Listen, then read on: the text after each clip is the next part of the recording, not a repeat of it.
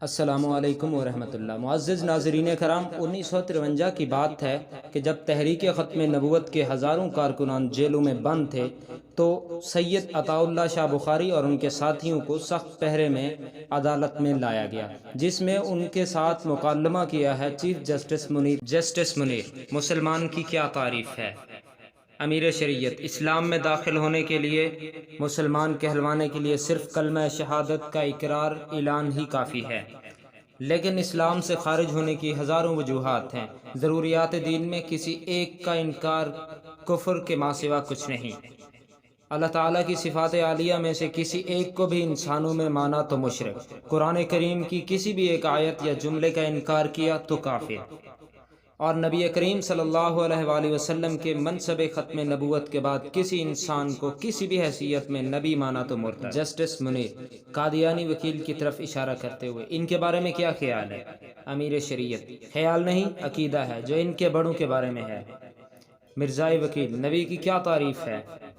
امیر شریعت: میرے نزدیک اسے کم از کم ایک شریف آدمی ہونا چاہیے۔ جسٹس منیر بدتمیزی کے انداز میں: آپ نے مرزا کو کافر کہا؟ امیر شریعت: میں اس سوال کا آرزو مند تھا۔ کوئی 20 برس پہلے کی بات ہے، یہی عدالت تھی، آپ بیٹھے ہیں، یہیں پر چیف جسٹس ڈگلس ینگ تھے، یہی سوال انہوں نے مجھ سے پوچھا تھا، وہی جواب میں آج دہراتا ہوں۔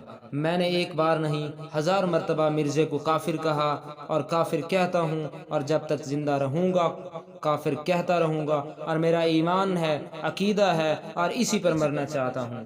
امیر شریعت: مرزا قادیانی اور اس کی ذریت کافروں اور مرتد ہے، مسلمہ کذاب ہو، ایسے دیگر جھوٹے نبوت کا دعویٰ کرنے والوں کو جرم میں قتل کیا گیا۔